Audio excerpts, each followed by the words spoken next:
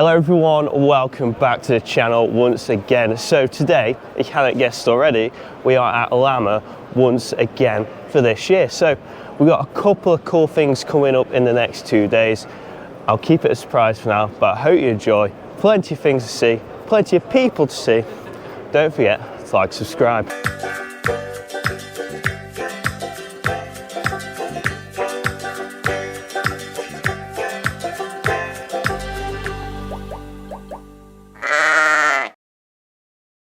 So for those of you that don't know, well, you probably live under a rock if you don't know, Lamma is pretty much the biggest machinery show in the UK. I'm not the biggest machinery guy, but it's a great opportunity to catch up with people and just have a look of new and innovative things going on in the ag sector. If there is any machinery you want to look at, this is pretty much the show to come to. We'll be looking at like all the grassland stuff, anything sheepy. We have got Ed and George with us too. George don't want to be on camera, so he's avoiding us. He's looking at the old John Deere. Do you like it, George? I said not to be on camera. I can hardly fit in this. We need one of these for the sheep, don't we? Just imagine this in the sheds, George. You went back into the walls. Ed is literally like a little kid. Like, he just wanders off because it's like shiny kit, and then he wanders off, doesn't he? Which do you want? All of them. Yeah, I'm more practical. What we need is one of these for the sheep. These boxes would be, how would they open? Oh, there we go. There we go. So I'm thinking practical. Imagine this at lambing time. Perfect.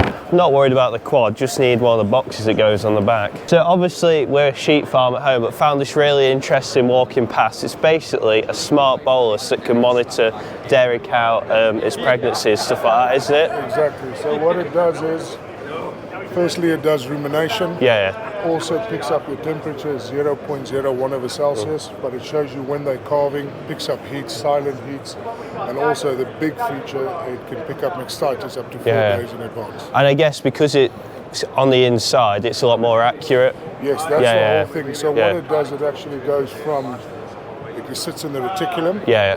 And what lovely is about our system, the bolus itself is 220 grams. Yeah. Well, that was really interesting, was it? So basically a bolus that monitors pregnancy, heats, all the dairy kind of stuff, rather than a tag on the outside. So very, very interesting and forward thinking. We might have to get used to this colour tractor, George. Hint, hint. We've just popped by the Hydroscan stand with Nigel. I used to play darts with in the pub. That's how we know, and they are definitely the best hydraulic hose fittings. If we need something, you've got to have it here. Just walking around the show, we bumped into these two young guys. What are your names? Jamie. Jamie and Matthew, and you two got a farm at home? Yeah. What are you into? Dairy. Sheep. Oh, cool. What kind of sheep? Texels. Well, it's not too bad, is it? Not too bad. There is definitely a lot more stands here than there was last year. Like, everywhere you go, there's no spare spaces, and there's loads of good stuff too. Yeah, a lot of different stuff.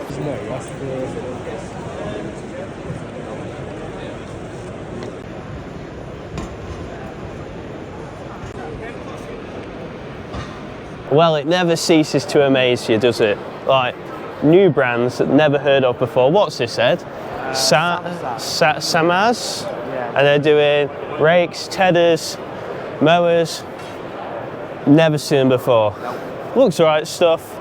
It's not class, but I need a big end, don't I? what does M stand for?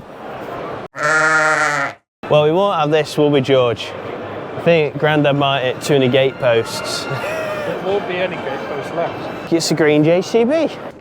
Oh God, I'm a bit heavy for these. George is scratching the plastic. Is that a sign of something? I'd rather not comment on the stand about it. So, as other sheep farmers would do, we've just headed onto the CF Motors stand because, as you all know, the mule is getting fairly tired and it's not the newest bit of kit, so just having a look at what options we might have. So here we have the CF Moto U4 600, 580cc, 2 4-wheel drive selectable. This we've got fitted with a cab. Yeah. So it's got a glass screen, full cab, we can do a heater as well. Obviously you've got a tailgate here, tipping back. Oh, ideal, yeah. So makes it nice and easy to access. Winch is standard, tow bar is standard, electric hookup for a That's trailer. standard. We don't have a tow bar in ours. Yeah, for Fully the manual. wrapper system, like to pull it behind and all that. Yeah. So yeah, it comes fully equipped. Price to start at 10,250 plus the that. Yeah, cool. We'll look at it. And it's 4-wheel drive, unlike what we got. Oh, thank you. Tilts out for a nice bit of airflow during the summer, and this one's got. You can get heated seats for this. Yeah. What's the extra on them? 400 quid for the extra for the seats. But yeah, it's still good value for money. Now that would be one of those dream pieces of kit I would love. Let's see where it goes. Boy, it was getting thirsty going around the show. Just needing a little bit of refreshing. Ed's got his mini pint, we've got proper pints. Well, isn't this mad? We got another YouTuber, JM Farming, and guess what we're doing? Watching YouTubers. Long arms. You know, we're trying to do new things. So we just bumped into this young chap. What's your name? Frankie. And Frankie has got Texels at home. How many Texels have you got? About 60. 60 Texels. That's a lot more work than I could cut out with. So who are you here with today? My dad. You have your dad? My brother and my sister. And what have you come here to have a look at? We came to look at sheep systems. mainly. Have you had a look at the Tapari? Yeah. Yeah. We all want a Tapari, don't we? Yeah. Well, I hope you have an amazing day, and I'll catch you later. Cheers, mate.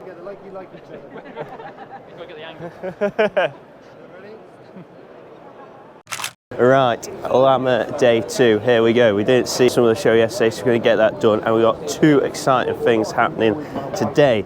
We are taking some students around from the NFU, and I am also giving a talk, which should be pretty exciting, but coffee's on, well needed. Let's see the rest of this show. And what a better way to start the day.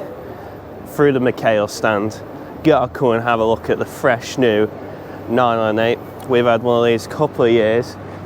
Best square bale wrappers on the market by far. Yeah, they don't change a lot, but you won't beat them.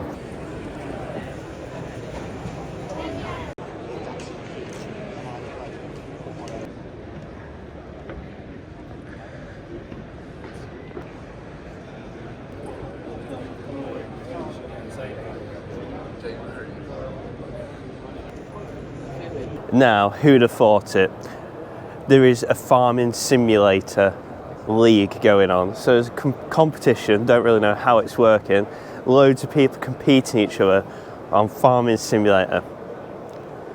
I'm not the biggest computer guy, but I think this is just madness.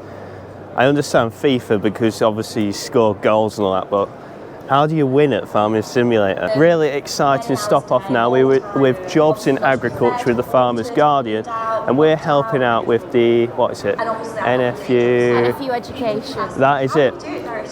Spot on. So, me and Amy are taking a group of school children 14, 15 years old.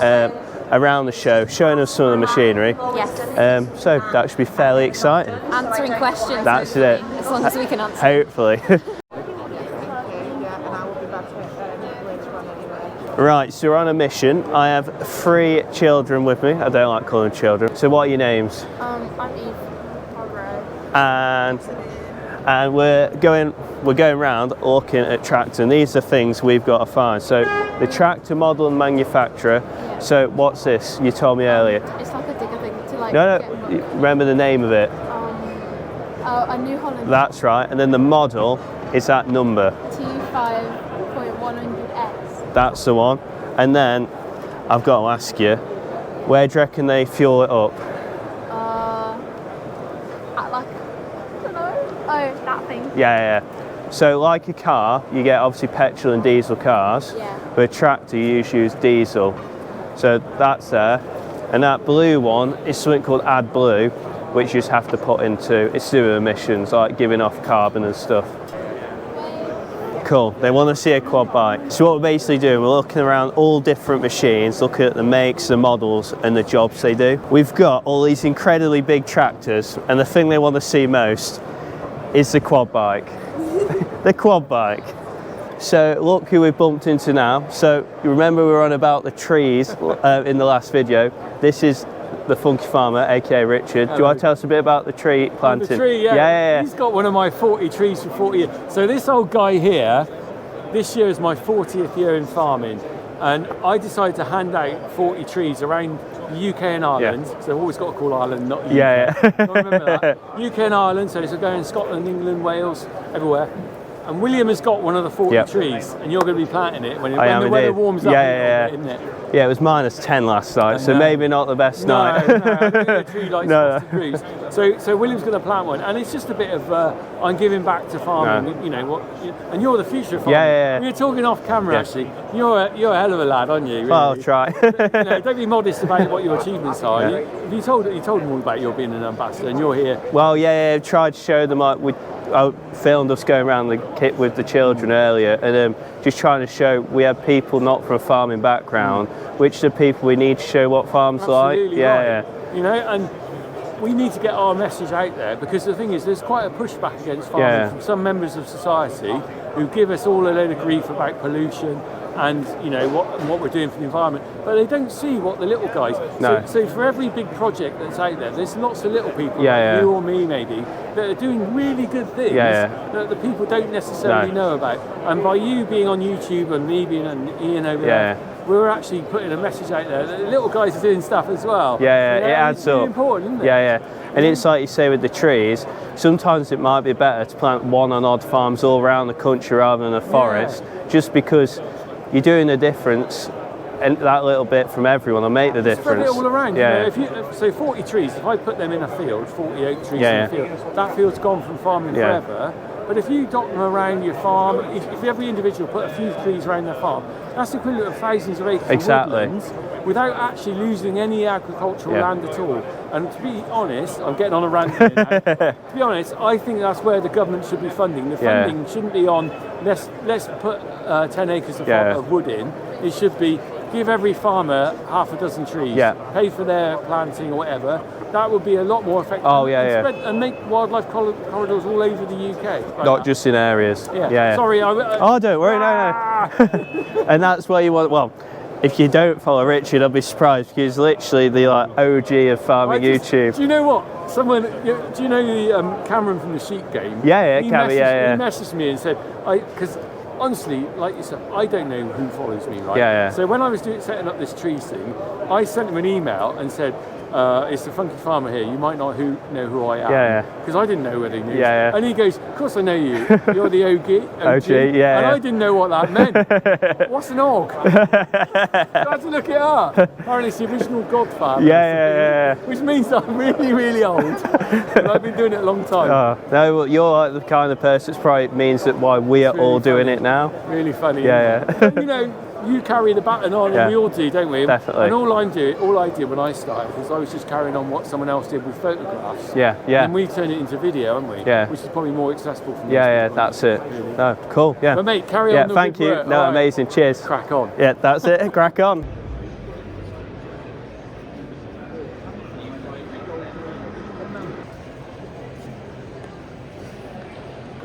Good afternoon, everybody. My name's Rachel Davey. I'm the marketing manager at the Farming Community Network, and it is my pleasure to chair this live session this afternoon, the final live session of the show. And I think we can all agree that it's been a really, really great show with apparently record-breaking numbers through the gate this year. And we're going to finish on a really positive note with a couple of, I'm sure, familiar faces, Jobs and Agriculture ambassadors and champions of British farming, Bizza Walters and Will Rubottom. This is Bizza. She's from Warwickshire.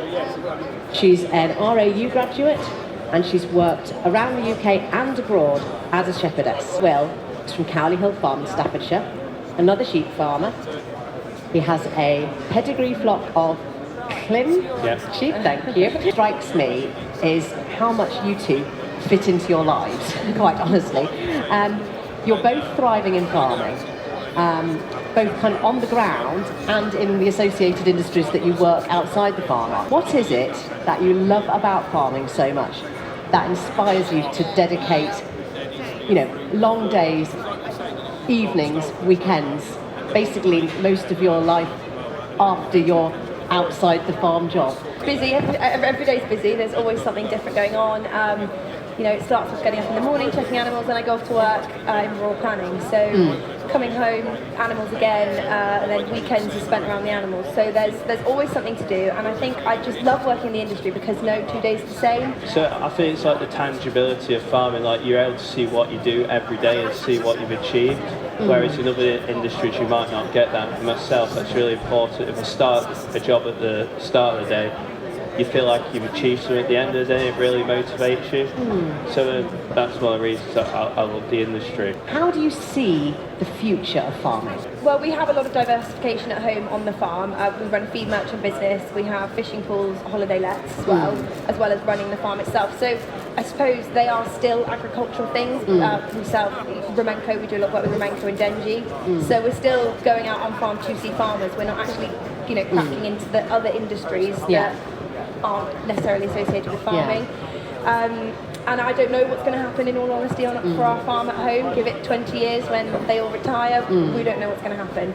I think efficiency and technology is really key going forward, no matter what sector you're in, livestock, arable. It's just getting that technology, improving the methods that you're producing your stock or end products. And as a farm, we tend to try and make it so we're price makers, not price takers. So a lot of people take their stock to the livestock market or selling your grain into the markets, where we're selling hay and haylage straight to the producer, and we're selling lamb straight to the butcher, and we're agreeing price with them rather than just being given a price. I think overall in the industry, more people may need to do that to force out like the likes of supermarkets, where you get a price, but that's what you're getting. Unless you're producing something that's premium end, that's all you're getting. Because you know, you make it look fun, and you know, you're informative. You both explain really clearly what you're doing. You know, I think you give people a very realistic expectation of what it involves. It's important to show the good days and the bad days. I mean, it's so easy to just put on, you know, we've just had this cracking set of twins, or this, you know, this cow calf, great, the heifer calf, whatever, but actually the sheep next to it could have lost both her lambs, and it's so easy not to show that, but it's the reality of it, and it happens. And I mean, I try and show it. Obviously you don't want to sound too depressing and too negative, but it's important to show the balance, because it's not just all cute lambs and sunshine and rainbows. I definitely agree, and that's part of what I do, like show everything. If you just show something that people have already seen before, it's boring.